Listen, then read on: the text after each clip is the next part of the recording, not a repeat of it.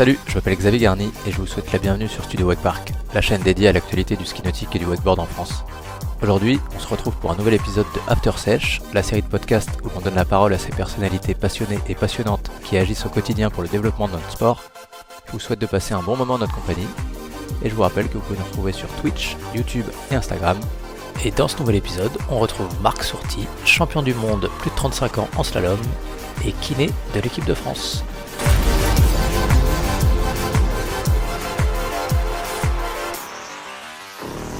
Salut Marc. Salut Xavier, tu vas bien? Ça va très très bien, merci beaucoup de nous accueillir ici à Lacanau, chez toi, dans ton petit chez toi. Ouais, avec plaisir. Au bord du lac. Au bord du lac, j'ai beaucoup de chance. Ouais, c'est très très beau cet endroit. On va pas trop en faire la promo, sinon effectivement ça va attirer les foules, mais c'est vraiment un super endroit. Merci de nous accueillir ici pour cet enregistrement du podcast. Où est-ce qu'on est exactement, sans trop dévoiler la location précise? Sans trop dévoiler la location précise, on est sur le lac de Lacanau, pas très loin de la plage du Moutchik. Voilà, la célèbre plage du Moutchik, bondée l'été, mais en hiver c'est très sympa. En hiver c'est très sympa, on y voit des animaux, le lac avec des couleurs différentes à chaque heure de la journée. C'est un grand privilège de vivre ici pour moi. Est-ce que tu peux te présenter pour nos éditeurs et auditrices et nous expliquer d'où tu viens avant d'atterrir ici à Lacanau? Alors, moi je suis originaire de la Mayenne, d'un petit village qui s'appelle Mayenne, en Mayenne, ça a souvent fait rigoler mes amis. Et j'ai débuté le ski nautique à Château-Gontier, au NPCG, à l'âge de 7 ans, tout simplement parce que ma maman pratiquait déjà le ski nautique. Et c'était un sport de famille, et ma sœur aussi s'y est mise, et quand j'ai vu qu'elle était un peu meilleure que moi, ça m'a vite motivé à me bouger. C'est là que ça a commencé. Tout a commencé grâce à ma sœur et surtout à ma maman. Donc c'est Marie-Noël et Virginie. Exactement. Qu'on connaît bien aussi dans le monde du ski nautique. Est-ce que Virginie, c'est ta petite sœur ou ta grande sœur? C'est ma petite sœur. Donc quand elle est passée devant toi, là, ça t'a piqué au vif, quoi. Ça pique un peu, ouais. Et alors comment a commencé tout ça? L'aventure a commencé de façon très simple, ski nautique loisir, dans un club où il y avait un bateau école et une partie propriétaire de bateau. J'ai la chance de commencer dans un club où il y a toujours eu des compétiteurs. Il y a eu à l'époque Cécile Paillard qui a été en équipe de France, Mickaël Cousin, qu'aujourd'hui tu ne connais pas, c'est des noms que tu ne connais pas, mais qui ont toujours été des meneurs et des compétiteurs et qui ont tiré le club vers une dynamique sportive. Je me souviens à l'époque, il y avait des initiations, mais il y avait surtout beaucoup de gens qui venaient pour s'engager dans une pratique avec des objectifs de progression, que ce soit ski classique, même sur les débuts du wakeboard, c'était assez sympa, c'était une belle famille. Puis par la suite, de petites compétitions régionales, je suis passé aux compétitions nationales, comme les championnats de France, et après la découverte de concurrents, de nouvelles amitiés qui m'ont pu m'amener vers des lieux de stage, aller chercher des entraîneurs. J'ai passé une bonne partie de ma vie à Orthez, ouais, avec Jacques Lataste. Et puis après, je suis remonté un petit peu en région parisienne avec Gilles Cambrai et Boris Ikachev. Ça a été aussi une grosse partie de ma vie. Et toujours au milieu des allers-retours à Lacanau, chez la famille Jamin. Ouais. Voilà, quand on avait un petit souci technique, c'était toujours intéressant de venir faire quelques cours de ski nautique avec Jean-Michel pour se recaler en slalom, les montées de porte, reprendre les bases, voilà, avoir sa vision à lui du ski, qui avait une vision toujours très moderne du ski et surtout notamment du slalom. Voilà, donc un parcours entre le sud-ouest, la région parisienne, la Mayenne et puis la Côte d'Azur aussi. Ça, tu le sais peut-être pas, mais j'ai fait 4 ans de sport-études. Ah. Ouais, à Roquebrune-sur-Argence. Le fameux spot. Quand il était encore centre quand il était encore Centre National. Ouais. Exactement. Un lieu magnifique où il y a eu des grands championnats, notamment le championnat du monde 95, plus des championnats d'Europe, et c'était un vrai lieu d'entraînement pour les sportifs français. Et surtout, ça a permis quand même à beaucoup de skieurs de pouvoir profiter d'installations performantes à moindre coût pendant des années. Voilà. Donc amener un volume de ski énorme à toute une génération de skieurs comme la mienne. Voilà, il y a eu avant, il y a eu après, et puis aujourd'hui c'est terminé. Toi, tu y étais quand ça exactement? Moi j'ai fait tout mon lycée. Alors ça te parle pas ça, mais j'y suis allé sans dire de bêtises, de 2001 je crois à 2004, 2005, enfin, voilà, dans ces eaux-là.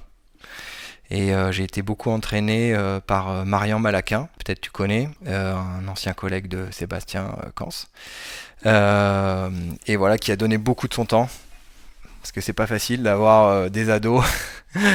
On était tous passionnés quand même de sport, et il y avait une dimension ski nautique, mais il y avait aussi une dimension sportive qui nous a inculqué la planification, l'entraînement, le renforcement musculaire, se soigner, et puis ne pas oublier la partie études, voilà, parce qu'on est quand même un sport qui est passionnant, mais qui n'est pas vraiment professionnel. Et on sait tous qu'à un moment, il va falloir peut-être faire un choix, ou en tout cas partir vers une branche professionnelle qui va nous permettre de continuer à skier après. Voilà. Ok. On va rester un petit peu sur le centre à Roquebrune, c'est intéressant. Ouais. Donc, tu as fait tout ton lycée là-bas.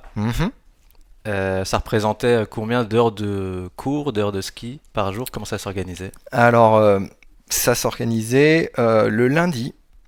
On avait lycée toute la journée. On faisait 8h30, 13h, 14h, 16h. Voilà, à peu près, c'était des journées classiques. À partir de 17h, on avait un petit peu de prépa physique ou endurance. Voilà, on faisait quand même une activité sportive organisée. Et ensuite, les autres jours de la semaine, du mardi au vendredi, on allait au lycée le matin, 8h ou 8h30, je sais plus, 13h. Ok. Terminé. Ensuite, déjeuner, retour au Crêpes de Boulouris. Déjeuner, 14h, on montait dans le minibus avec Marian, direction le plan d'eau. Et là, on revenait à la nuit, quoi. Voilà.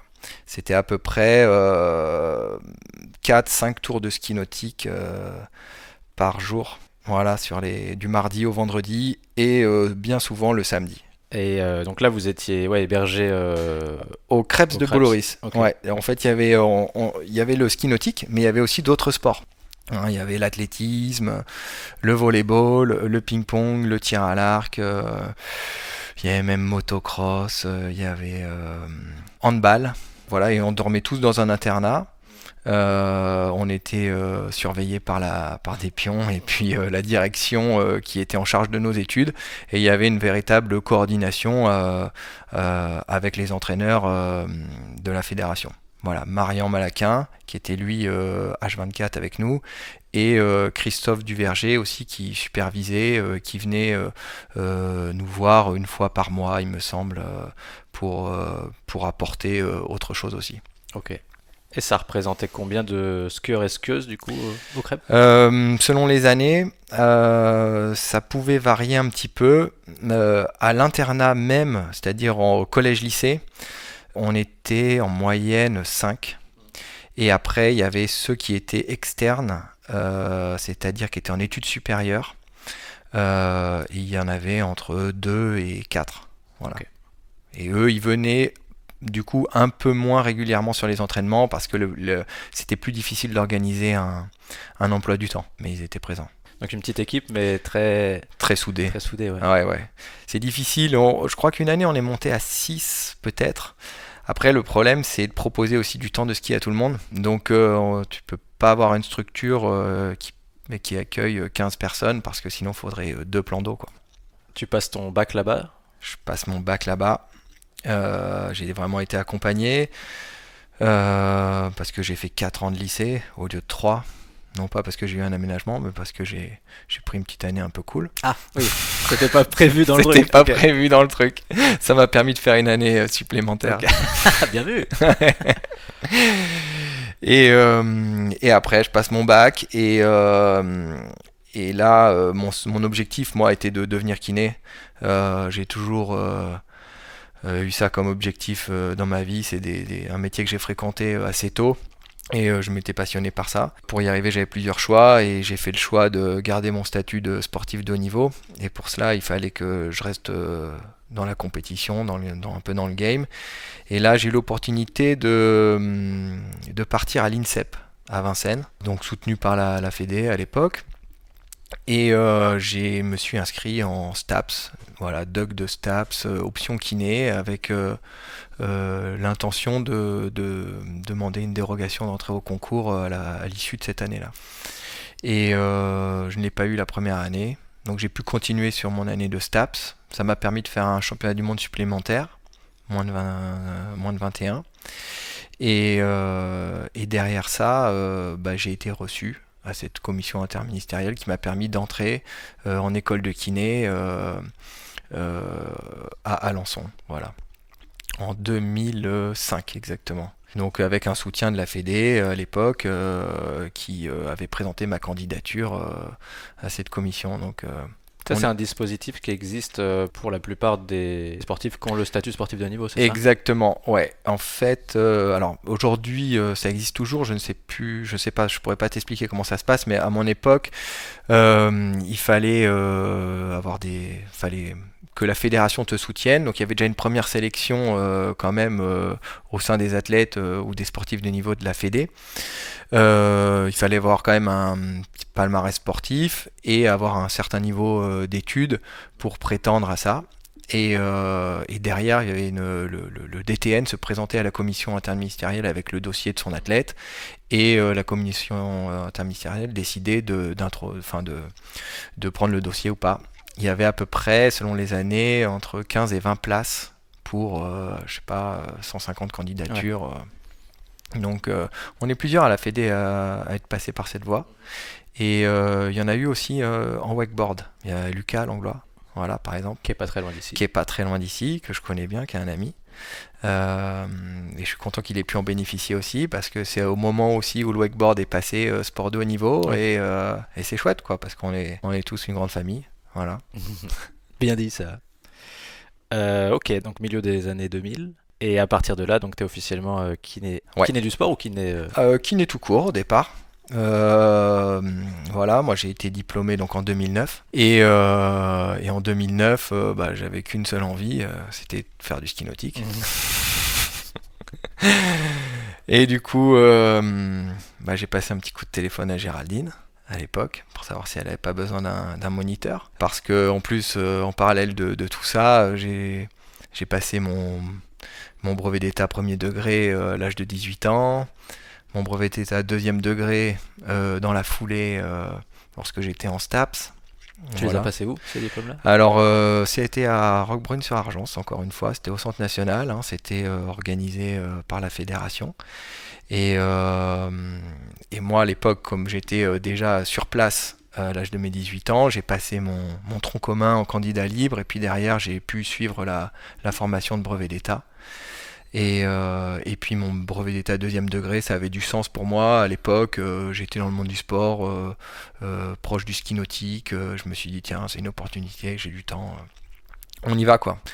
Voilà. Et Géraldine, pour en revenir à mon petit voyage, mon arrivée sur la Cano, m'a dit écoute Marc, avec plaisir, moi je cherche des moniteurs, j'ai besoin d'un moniteur, je peux te proposer 4 heures de travail par jour. J'ai fait feu. Et à la suite de ça, dans le même temps, je me suis dit 4 heures, bon c'est bien, mais je peux travailler un peu plus quand même. Et j'ai téléphoné au cabinet de kiné local. Et ça tombait bien, ils avaient besoin d'un remplaçant à mi-temps. Parfait. Et voilà comment je suis arrivé à la Cano, et on s'est super bien entendu avec les mecs du cabinet. Et en septembre, ils m'ont dit, écoute, est-ce que ça te dit de rester? Et j'ai dit, ok. Voilà. Et depuis T'es plus reparti. Je suis plus reparti et on a développé énormément de choses. Voilà. Ok.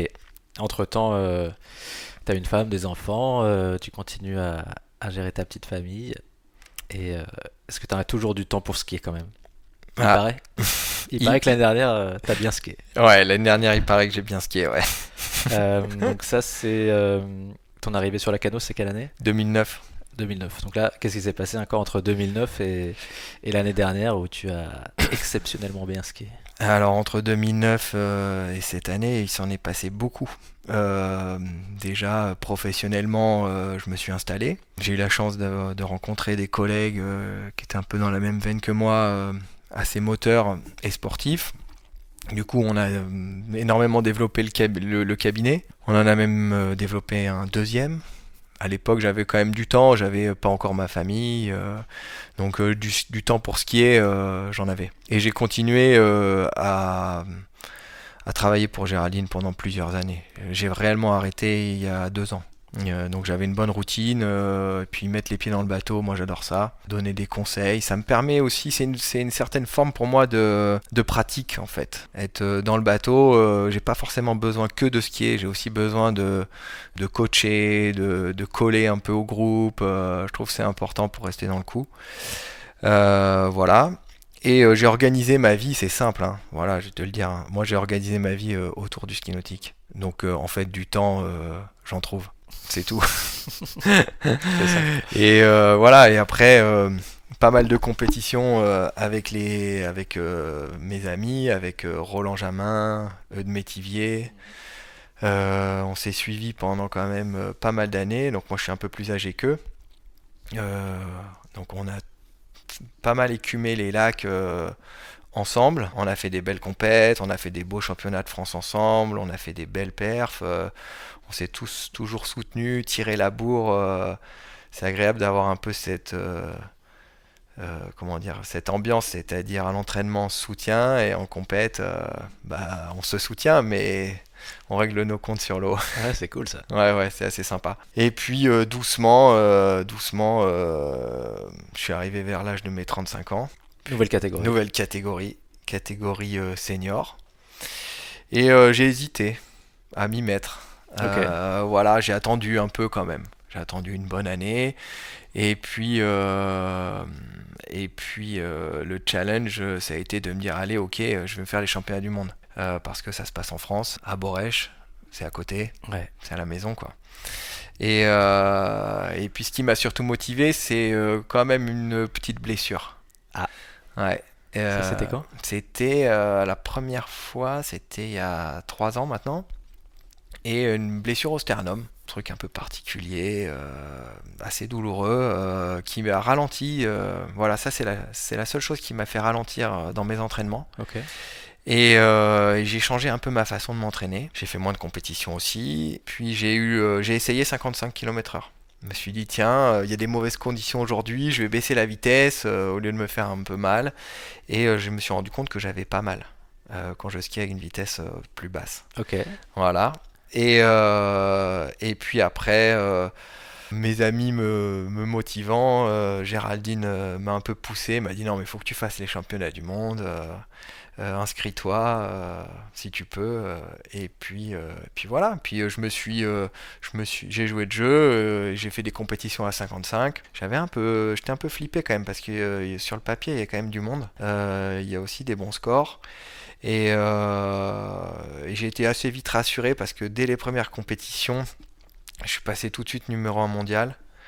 Mais ça, c'était début de saison, c'était au mois de juin. Et je me suis dit, bon, attends, les mecs, ils vont se réveiller quand même. Ils skient toute l'année en Floride. Il y a des mecs qui skient bien. Ils vont peut-être se réveiller. Et puis, de semaine en semaine, j'actualisais la ranking list. Pour l'instant, ça bouge pas. Pour l'instant, ça bouge pas. Donc j'étais relativement rassuré, bien qu'après, faut se présenter à la compétition, quoi. Alors, comment ça se passe? T'arrives sur le spot, la compétition, elle dure une bonne semaine? Ouais, c'est ça, ça dure une bonne semaine parce que c'était un gros championnat du monde senior. Il y a eu beaucoup de participants, je crois l'un des plus grand nombre depuis plusieurs années. C'est un championnat du monde qui était attendu parce qu'il a été reporté. Et les Américains sont arrivés, ils étaient je sais pas combien, je m'en souviens même plus, mais ils étaient très nombreux. Même les Australiens, enfin voilà, c'était un championnat du monde attendu. Donc comment ça se déroule il y a une première phase de familiarisation, hein, petit entraînement, tu vas tester le bateau, tout le monde se regarde un peu dans les yeux, bon voilà. L'attention monte, les bonnes, moi je prenais ça quand même assez au sérieux. Ouais. Mais j'étais dans mon élément, voilà. Et puis après les éliminatoires. Je partais quand même dernier de la compète. Parce qu'avec mon statut de premier sur la ranking. Ouais. Et là, ça skie, mais c'était pas la grosse perf, quoi. Je m'attendais à un peu mieux. Donc je me dis, bon, si ça se trouve, il y a de la difficulté sur l'eau, c'est un championnat du monde. Voilà, donc j'y vais, je sais ce qu'il faut faire pour aller aux éliminatoires. Et j'arrive à skier correctement et je me qualifie et je gagne les éliminatoires. Donc là après il faut se remobiliser, se reconcentrer pour la finale. C'est 2-3 jours après. 3 jours après. Bah là du coup tu rappelles Géraldine. Forcément. Forcément. Du coup je replanifie des entraînements. Voilà, moi j'ai besoin de ça, donc je reprogramme des entraînements avec elle, une montée en puissance, du coaching, voilà, elle me connaît par cœur, c'est toujours agréable d'avoir son bon conseil. Et c'était sympa parce que il y avait mes concurrents aussi qui ont eu la bonne idée de venir s'entraîner à Pitrot, voilà, comme c'est pas très loin. Faut trouver un peu de temps de ski et c'est pareil, c'est pas la compétition, mais en fait la compétition continue toujours un petit peu mentalement, voilà. Et bon, moi ça va, je suis un peu sur mon home spot, tu vois, là-bas, donc c'est cool. Et j'ai plutôt bien skié, ça m'a rassuré aussi encore. Et puis après arrive la finale. Et la finale, faut y aller, quoi. Et là les scores étaient montés un peu plus haut. En plus il y a eu des temps d'interruption, tu sais ce que c'est, hein, problème de vidéo, la porte d'entrée, est-ce qu'il a pris la porte d'entrée, donc il y a un peu de suspense. J'avais quand même en ligne de mire un gros calibre, Glenn Campbell, un ancien champion qui a tourné pas mal sur le circuit pro Open, qui s'était surclassé en plus 35, qui lui est plus de 45. On a 10 ans d'écart.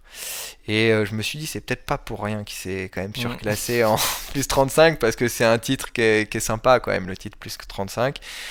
Et puis aussi, lui, il avait de la concurrence avec un autre Anglais qui est très fort, Jeremy Newby-Ritchie. Je pense que c'était pour pas se faire de concurrence. Et au final, il se rate. Voilà. Et derrière, ça m'a un peu libéré. Et je pars skier. Et je reste très concentré. Le vent est un peu monté. Et j'ai une stratégie opposée aux autres. Ok. Voilà. Ouais, c'est-à-dire le vent est un peu monté. Il y avait toujours un peu de vent de face, si tu veux, au premier passage. Et tous voulaient avoir leur corde la plus courte, tu vois, c'est-à-dire le 10 en revenant. Bref, moi je me dis non, enfin, ça me correspond pas. J'ai pas envie de rentrer dans cette stratégie. Donc là je doute un peu quand même, parce que quand t'as 15 mecs qui font l'inverse de ce que toi t'as envie de faire, tu te poses des questions. Et donc j'ai de la chance sur place, j'ai mon Roland Jamin, qui était sur son stand. Et donc là je dis à mon grand garçon Adam, j'ai dit écoute, 3 skieurs avant le départ, hein, cours me chercher Roland, j'ai besoin qu'on discute un peu. Ok. Voilà. Donc Adam part en courant, Roland arrive en courant avec Adam, et puis voilà, hein, on a la bien ski ensemble, on se connaît, les pontons, les compètes, on en a fait beaucoup, et là il me dit non mais Marc, il n'y a aucun doute, il faut que tu partes à 14. Voilà. Tu fais la stratégie inverse. Même lui ne comprenait pas, donc on était sur la même longueur d'onde. Ça te confirme Et ce que ça tu me pensais. confirme ce que je pensais. Et du coup, je lui dis, écoute, reste avec moi, viens sur le ponton. Voilà, quoi. C'était Stylé. Même l'ambiance, quand même, l'ambiance, ouais, la petite ambiance. Trop heureux, quoi, de faire ça de ensemble partager, finalement. ouais. Ouais, de partager. Et puis là, le départ, il me met le palonnier sur la corde et puis c'est parti quoi. Et là, je pense que j'ai bien fait parce que le vent est vraiment monté pendant mon tour. Et donc je prends 11 de dos et j'arrive sur le 10 de face. Et là, le seul objectif, c'est faire une belle montée de porte, hein. J'ai rien de caché et ça se passe plutôt bien. Voilà, première, deuxième, fallait faire plus de 3 à 10 pour gagner, 10,75. Et la première bouée, je t'avoue que je le sens bien. Je me dis, bon, ça c'est un coup de ski pour le prendre. Donc après, il faut rester sur le ski. Première, deuxième, j'arrive à la 3, je suis trop heureux. Et je vais chercher la 4. Et puis je m'arrête. Voilà, j'étais content, je gagne. Alors voilà, bonne sensation, j'étais content, heureux de le faire devant des potes, devant ma famille, Marie sur le bord, voilà, qui était enceinte de notre petit Victor, là, qui est né il y a 15 jours, Alice aussi. Enfin voilà, c'était un beau moment, c'était chouette. Et c'était un vrai moment de partage en fait, avec du soutien. Et c'est ça la. Presque une victoire d'équipe, on a l'impression, Et, du coup. mais complètement une victoire d'équipe. Parce que ce que je t'ai pas dit, c'est ouais, les heures d'entraînement. Donc oui, avec Géraldine, mais beaucoup avec Marie. J'ai la chance d'avoir un bateau sur le lac. Et du coup, le matin, on y va tôt pour avoir des bonnes conditions. Donc elle est souvent avec moi dans le bateau, on met les enfants, ils n'ont pas trop le choix. C'est pour ça. Petit déj sur le lac, donc voilà, donc c'est un coup Marie. Je t'avoue aussi que j'ai une bonne copine qui skie avec moi l'été, qui s'appelle Manon Costard. Ah oui, c'est pratique. C'est De pratique skier avec Manon. de skier avec Manon, voilà, championne du monde aussi. On a nos petites habitudes le matin, on skie ensemble et on s'est bien tiré la bourre parce que du coup on est à la même vitesse. Mhm. Ah oui. Et voilà, et c'est rigolo, c'est assez fun. Voilà, donc si tu veux, je suis assez gâté moi, je suis bien entouré. Et voilà, entre Roland, Géraldine, Marie, Les Manon, enfants les qui vont enfants. chercher le coach à la dernière minute. Ça, c'est trop Exactement, cool. exactement. Donc c'était une très belle année, une belle victoire personnelle, mais une belle aventure humaine, quoi. Là, quand tu reviens, quand le bateau revient et que tu reviens sur le ponton, comment ça se passe? Alors, je suis pas revenu au ponton, j'ai lâché la corde, je suis allé directement sur la berge Ouais. parce qu'il y avait toute ma famille et qui me regardait skier.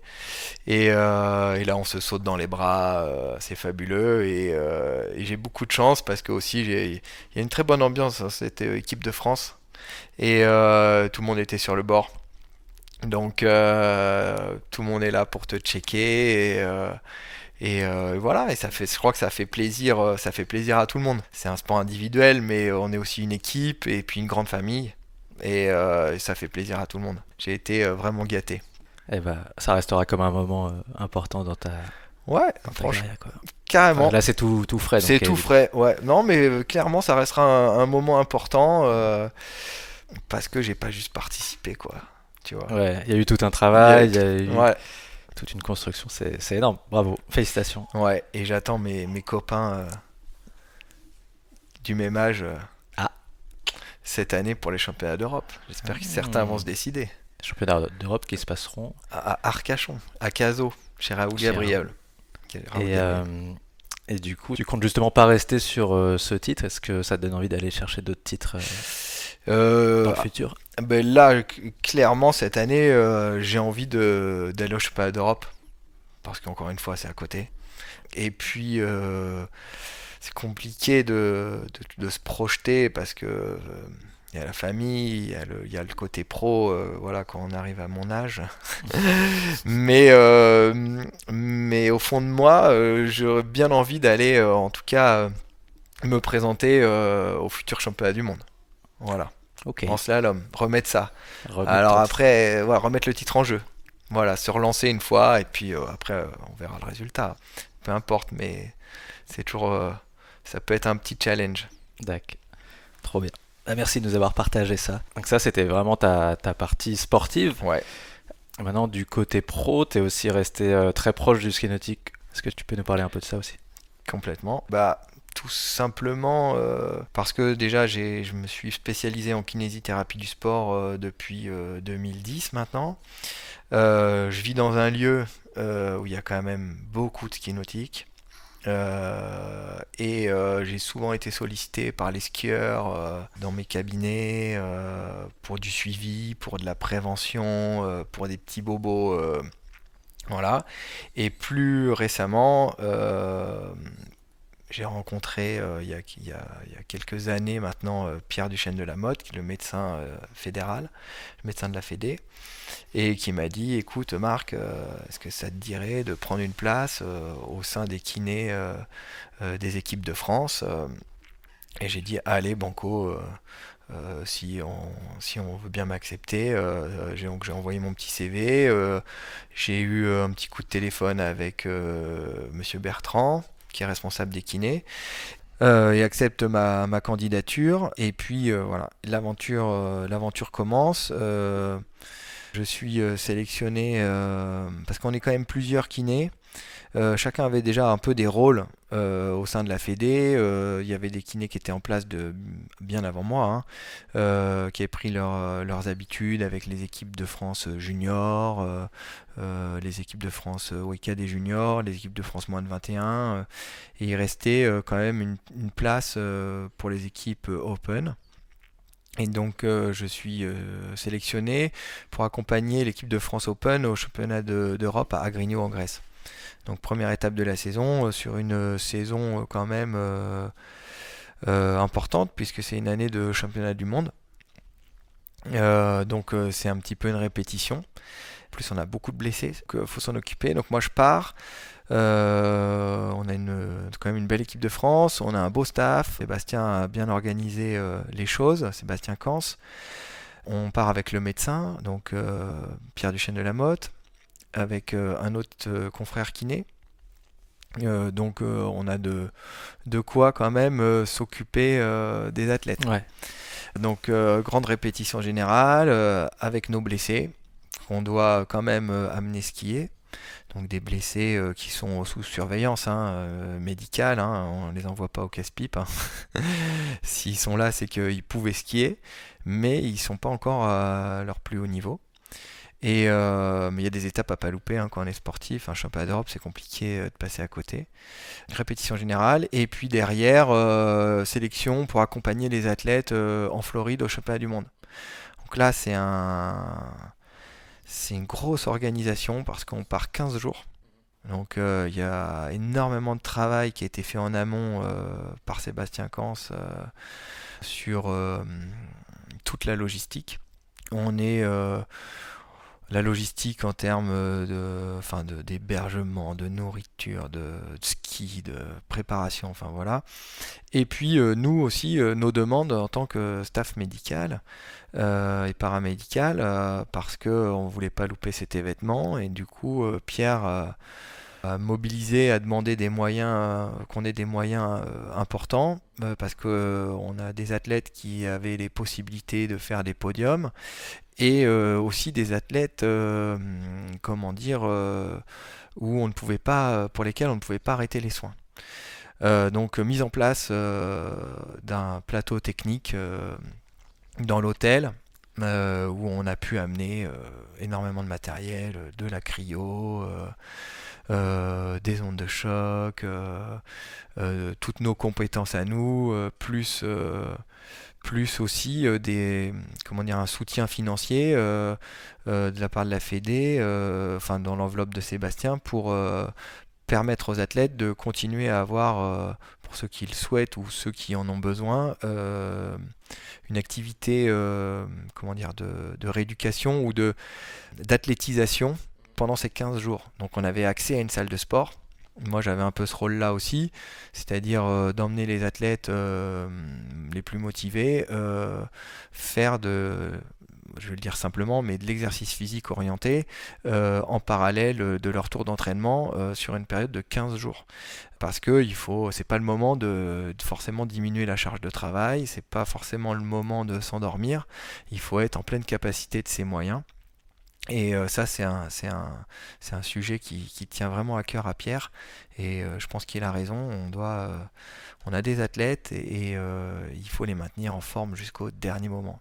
On n'est pas juste là pour faire des soins. Alors, il y a des soins de récup, mais ça se fait à certaines heures de la journée. Et puis, il y a tous les soins d'activation, de motivation, de prévention. Voilà, toutes ces mises en charge préventives pour limiter les tendinopathies. On n'imagine pas à quel point c'est important.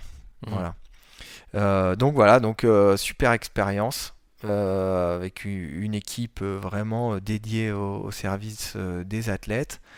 Sur l'eau, à côté. J'ai même pris la casquette de chef cuistot pendant un moment sur ces championnats du monde. Parce que aux US, c'est pas évident d'aller au restaurant et d'avoir une qualité nutritionnelle adaptée à nos athlètes, enfin des repas avec une qualité nutritionnelle qui n'est pas hors norme, on va dire. Donc bien souvent, j'allais faire les courses aussi. Et je leur préparais des repas le midi parce que ça c'est quelque chose que j'aime bien faire et qui est facile pour moi et qui peut aussi rentrer dans mes compétences santé, on va dire. Ok. Voilà. Multicasquette quoi. Pendant Multicasquette, ouais. les compétitions, t'accompagnes vraiment les athlètes jusqu'au bout, quoi. Bah j'essaie. J'ai entendu Sébastien m'appeler de temps en temps le couteau suisse. Ah. Voilà. Donc c'est assez rigolo, mais c'est vrai qu'avec mon statut pro de kiné, ma connaissance de l'activité, et puis aussi mon statut de pilote de bateau, moniteur, parfois je peux dépanner. Et c'est ce qui est arrivé aussi au championnat d'Europe en Grèce, où j'ai emmené des athlètes skier pour leurs entraînements, parce que le kiné parfois fait ce genre de job aussi, fait la navette, et j'ai eu la chance de pouvoir faire plus que la navette, c'est-à-dire faire la navette mais aussi le pilote du bateau. Je sais pas si tout le monde sait à quel point c'est important le pilote du bateau, mais au championnat d'Europe j'ai emmené Manon et Laura. Comme je pilote bien souvent Manon ici, j'ai pu l'entraîner sur place et ça lui permet de s'exprimer pleinement sans penser éventuellement aux erreurs de trajectoire du pilote qu'elle ne connaît pas, qui est probablement un bon pilote, mais il y a une dimension psychologique importante. Ouais, ah oui, effectivement, couteau suisse, là c'est plus que couteau suisse, quoi. Ouais. Ok, ouais, trop bien. C'est vrai que c'est tellement important d'avoir des gens qui sont à la fois passionnés et à la fois aussi compétents dans plein de champs du ski nautique et du médical quand on mène un staff qui est déjà réduit parce que les budgets ne sont pas extensibles. Donc c'est d'autant plus intéressant d'avoir des gens qui sont multi-compétences comme toi pour accompagner les athlètes au mieux et bravo en tout cas. Merci. J'espère que ça continuera sur... Oui, bien entendu, j'ai déjà eu Sébastien au téléphone cette année, et puis on essaie aussi de continuer à avoir un lien avec nos athlètes, même au sein du cabinet. Voilà, qu'ils puissent avoir une référence. On a même acheté des outils aujourd'hui de mesure de la force, des dynamomètres géants qui permettent aux athlètes éventuellement d'être mesurés et puis de les aider justement à avoir une planification derrière. On a eu des athlètes, je peux pas citer leur nom parce que c'est du secret médical, mais très intéressants qui sont venus nous voir cette année. Voilà, dans toutes les disciplines. Cool. Ok.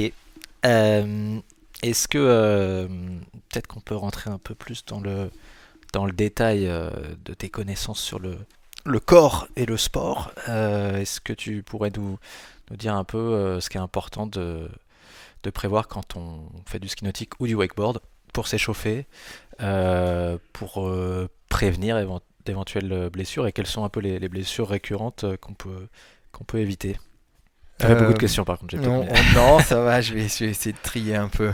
Euh, Alors ouais, c'est des sports qui sont violents, hein. Ça, faut se le mettre en tête. Le wakeboard, très violent, que ce soit câble ou bateau. Mhm. Voilà, c'est un sport qui nécessite beaucoup d'engagement.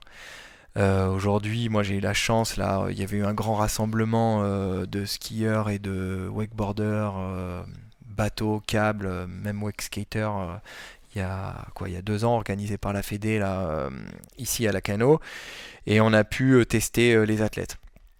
Moi, j'ai quelques amis wakeboarders, mais je connaissais pas tout le monde. Et là, je connais bien le monde du ski nautique, mais je connaissais pas le wakeboard. Et là, j'ai vu vraiment des gens, des athlètes en face de moi. Euh, Certains, après, j'ai vraiment vu des athlètes, surtout en câble, ça m'a impressionné parce que, en fait, quand on regarde le nombre d'heures qu'ils font sur le câble, c'est vraiment important. Et c'est aussi pour ça que je pense que la France elle a des bons résultats, c'est parce qu'il y a des gens qui passent des heures sur l'eau. Et là, en effet, chez eux, c'est intéressant je pense, de leur proposer des exercices plutôt de prévention pour limiter certaines blessures, notamment des tendinopathies, voilà, des luxations d'épaule en wakeboard, ça arrive vite, surtout en câble, là, avec tous les blocages, et puis des rotations parfois à un bras. Ça, c'est quelque chose que j'ai pu observer et qui m'impressionne toujours autant de voir toutes ces figures qui sont réalisées avec un seul bras. Moi qui viens du ski nautique, nous on lâche la main en slalom, mais c'est sur un moment de détente et c'est pas sur un moment forcément de grosse traction. Donc oui, les épaules, et donc prévention avec des exercices pour les épaules, et puis quoi qu'il arrive, de la remise en charge spécifique à inclure dans toute préparation physique pour limiter toute forme de tendinopathie. Les tennis elbow, alors on parle de tennis elbow, mais on va bientôt parler de wakeboard elbow Ouais, c'est clair. ou de On slalom pourrait, elbow. on pourrait Parce rechanger le qu'il nom. il y en a un paquet. Mm. Savoir utiliser le bon matériel, adapter les tailles de palonniers. Alors je sais que ça se fait pas du tout en wakeboard. Peut-être un jour ça viendra, on pourra peut-être accrocher son propre palonnier sur un câble. Ouais, peut-être. J'en sais rien, mais avoir un peu plus d'ergonomie. Voilà, donc je dirais wakeboard câble, c'est vraiment épaule et tendinopathie, et éventuellement le dos, hein. Bon, ça, c'est souvent c'est des syndromes d'overuse aussi. Je pense qu'il faut vraiment collaborer aussi avec les coachs et mettre en place des moments de calme, ne pas favoriser non plus le surentraînement, hein. Parfois, on voit simplement des gens pratiquer, mais il faut mettre aussi en place des choses à terre. Ça, c'est valable pour toutes les disciplines. C'est encore plus valable pour le wakeboard bateau ou le ski nautique classique, parce que c'est quand même un sport qui coûte de plus en plus cher.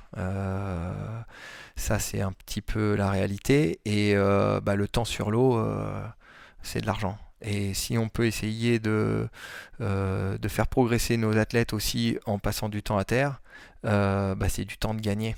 Et c'est de l'argent, et c'est de la performance, et c'est de l'argent qu'on va pouvoir remettre ailleurs. Bon, ça, c'est un peu le coach, le skieur et le kiné qui parle. Mais voilà, en tant que kiné, je pense que c'est aussi intéressant d'avoir une vraie planification et qu'il y ait une vraie collaboration entre le coach et éventuellement un référent médical. Donc pour ça, ça prend du temps, il faut des moyens aussi. Faut pas oublier de s'engager là-dedans.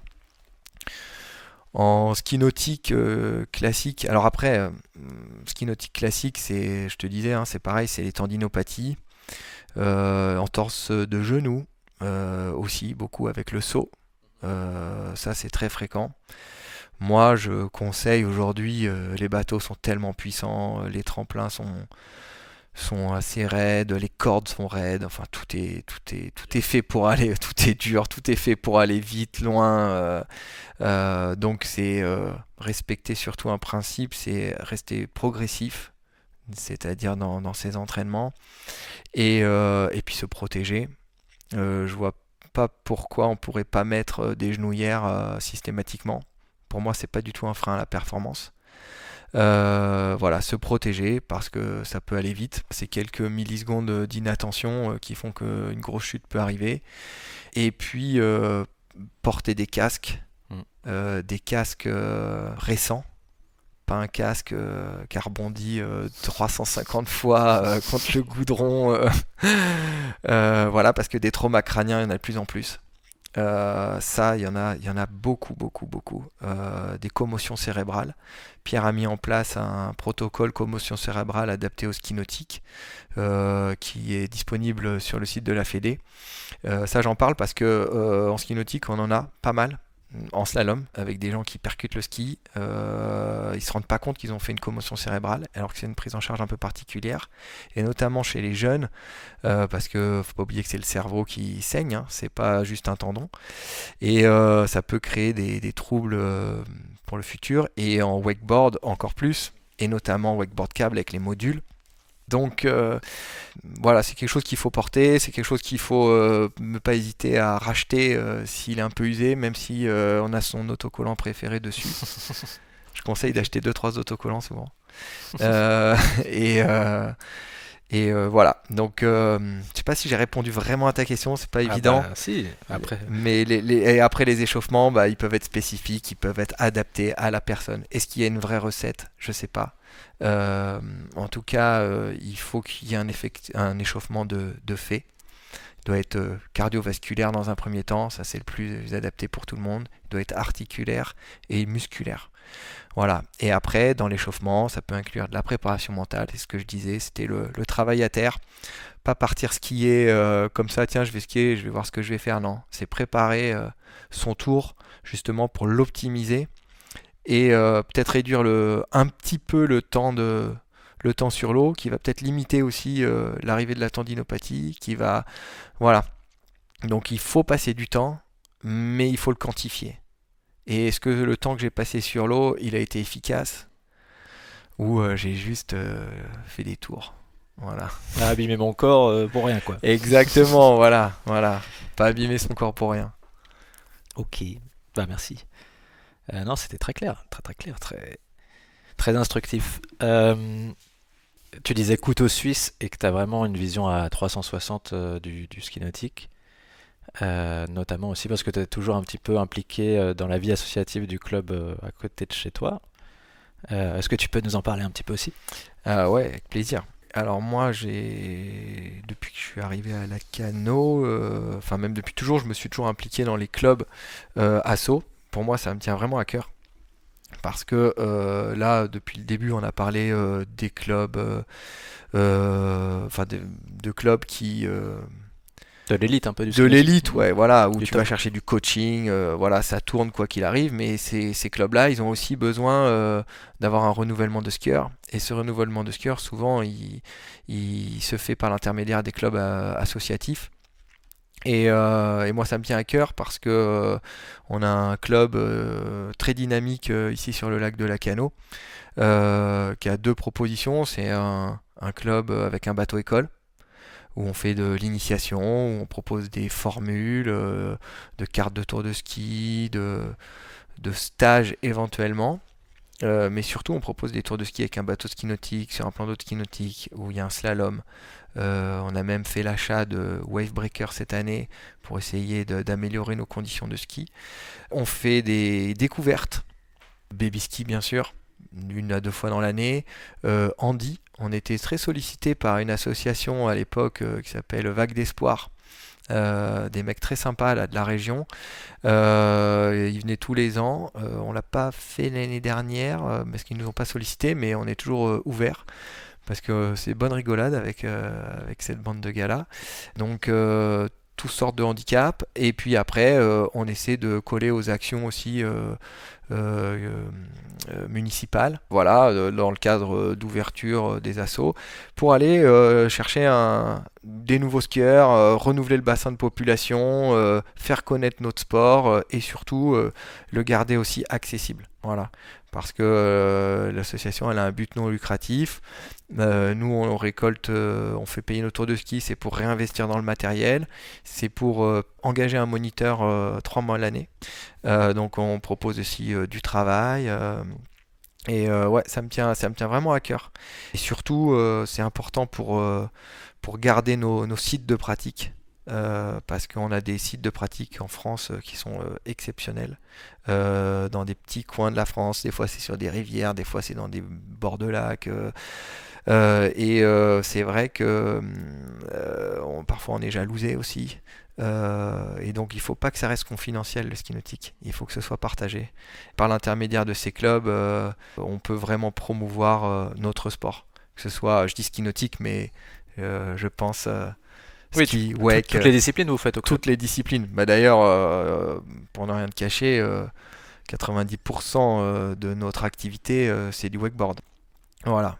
Mais ça dépend aussi de la personne qui est dans le bateau. S'il y en a quelqu'un qui est ouvert et qui a déjà pratiqué et qui a éventuellement un niveau de ski nautique, il propose du ski classique et les gens bien souvent disent oui. Donc il faut, je sais pas on me pose souvent la question, c'est plus facile le wake ou le ski nautique? Mais en fait, je sais pas répondre à cette question. Je pense que ce qui est le plus facile, c'est plus facile pour la personne qui va t'enseigner si elle connaît bien l'activité. Et après, de toute façon, Faut essayer les deux. faut essayer les deux. Et le ski classique va peut-être te mener au wakeboard et le wakeboard te mènera peut-être au ski classique. Voilà. Je me dis que dans quelques années, les, les, les wakeboarders viendront au ski nautique parce que de toute façon, ils pourront plus faire de Oui, wakeboard. c'est ça qui est intéressant quand même avec la. Enfin, surtout le slalom plutôt. Surtout le slalom. C'est qu'on peut skier quand même jusqu'à un certain âge, quoi. Exactement. On peut adapter. La glisse, il y a quand même de l'engagement, il y a une forme d'engagement physique, il y a de l'intensité, mais par contre c'est vrai que c'est moins traumatisant quand même, il y a moins d'impact, hein.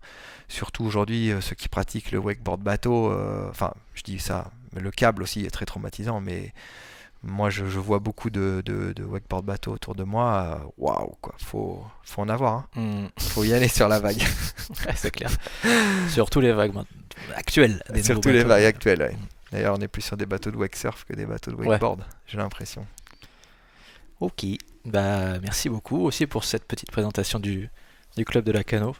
Peut-être la question, c'est un peu une question aussi qu'on pose à tous les acteurs du ski nautique ou du wake qui ont une vision comme la tienne assez globale de ce qui se passe. C'est comment tu sens la suite dans les années à venir, l'évolution pour le ski nautique et le wakeboard avec les prix qui augmentent, etc. Ouais, bonne question. Vaste sujet, bonne question. Pour moi, le ski nautique, il y a véritablement, ce n'est pas juste un coût de pratique qui fait qu'il y ait moins de monde dans les clubs. C'est parce que là, depuis plusieurs années, on a quand même une baisse du niveau de nos moniteurs. Alors, je vais peut-être, C'est important. c'est important, je vais peut-être me fâcher avec certains, mais Non, non, mais je prends des risques. partage. Pour moi, il y a une majorité de diplômes de BPGEPS monovalents ou plurivalents qui sont de très mauvaise qualité. Et du coup, c'est pas forcément la faute des gens qui vont les passer, mais c'est la faute de ceux qui font passer les diplômes. Et on a des gens qui ne sont plus assez qualifiés. Et on reçoit des moniteurs, moi c'est ce que je ressens là au sein de mon club, et je suis pas le seul, hein, qui sont juste là pour vendre des tours de ski et faire uniquement de l'initiation. Et ce que je disais juste auparavant, c'est qu'on a besoin de faire de la détection. Et pour faire de la détection, on a aussi besoin d'avoir des gens qui ont compris l'activité, qui sont quand même un peu passionnés et qui peuvent donner des conseils pour faire progresser les gens. Alors on ne demande pas d'avoir un niveau championnat de France, mais un minimum, et de savoir orienter après les élèves, enfin les skieurs, les wakeboarders, dans les bonnes écoles, pour aller faire un stage, pour aller progresser, voilà, les intéresser. Et moi je trouve que cette baisse de niveau, c'était catastrophique là, depuis 10 ans maintenant. Là je crois que la Fédé elle a repris un peu en main certaines formations avec, j'ai plus le nom en tête là, mais Le CQP. le CQP. Et j'espère que le niveau, enfin la Fédé va va faire en sorte qu'il y ait un meilleur niveau des gens qui vont passer le CQP et ça va repermettre de faire de la détection au sein des clubs.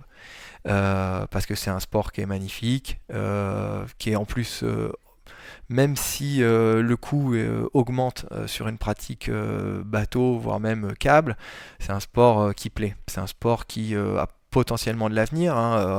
Moi, regarde les voitures, on parle de voitures électriques, des bateaux électriques, ça existe. C'est encore très très cher. Je ne sais pas si ça va faire baisser le coût de la pratique, mais ça va peut-être arriver. En tout cas, je sais que sur le lac de Lacanau, il y a une volonté d'avoir des bateaux électriques. Alors pas forcément des bateaux ski nautiques, je parle, c'est pas là. Dans un second temps. Dans un second temps, mais les petits bateaux, ils vont mettre des bornes de recharge à certains endroits, ça commence à arriver, donc il va y avoir d'autres formes. Aujourd'hui, on a connu le GPL pendant des années, qui a permis de limiter le coût de fonctionnement, d'avoir aussi d'être un peu plus vert aussi au sein de notre pratique. Là, plus récemment, c'est l'éthanol. Alors l'éthanol, ça peut être controversé, mais globalement, c'est toujours plus vert. Donc il y a des solutions. Donc moi je suis pas du tout fataliste à partir du moment où il y a des gens qui réagissent. Et il va falloir réagir en termes de compétences et en termes de communication. Et de soutien. Les clubs, ils ont besoin de la Fédé. Parfois, ils se sentent un peu abandonnés. Même nous, ça arrive de se sentir loin, alors qu'on mène des actions au niveau local. Et nous, au niveau local, notre club, il tourne. Donc, il y a de la ressource. Il faut juste essayer de le faire partager au plus grand nombre. Et de la façon la plus simple possible, c'est en formant les gens. Voilà. Pour moi, il faut former les gens et ça va créer de la détection, ça va créer des passions et après, j'espère que l'activité va durer. Voilà. Moi, j'y crois. Bien dit, merci Marc. Je clôture avec ma question habituelle. La question, c'est la suivante. C'est qui c'est que tu aimerais voir dans un prochain épisode du podcast? À qui tu donnes le bâton? À qui tu passes la main? À qui tu passes le palot? À qui je passe le palot? Ça, c'est une bonne question. Je m'y attendais pas. Mais je sais pas si j'ai le droit. Non. Moi, j'aurais bien passé le palot à ma sœur. Virginie Sourti.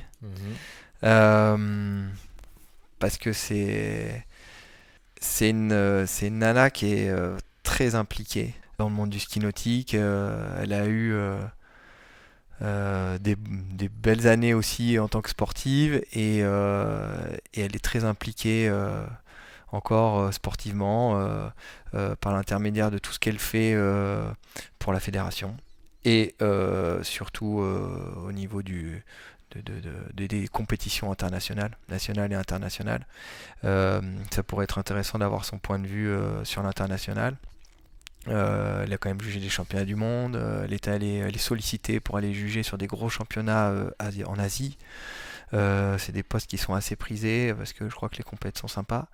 Puis la responsabilité quand même. La responsabilité. Non, mais je rigole, mais beaucoup de responsabilités. Voilà, c'est quelqu'un qui va avoir peut-être d'autres réponses et un angle différent. Un angle complètement différent que éventuellement une interview de skieur, de wakeboarder. Je pense que ça peut vraiment être intéressant. Ok. Ouais. Trop bien. Ouais. Et puis c'est la famille. Et c'est la famille. C'est ça. Top. On aura grand plaisir à demander à Virginie si elle veut nous parler de tout ça. En tout cas, merci beaucoup Marc de nous avoir accueillis chez toi à Lacanau. C'était super. Je te remercie encore. C'était top. Merci beaucoup. Merci à toi. On se dit à la prochaine. À la prochaine. À très bientôt. Ciao.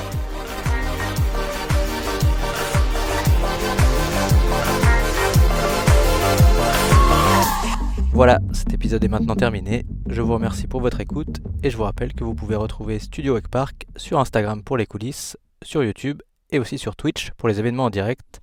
Je vous dis à bientôt. Ciao!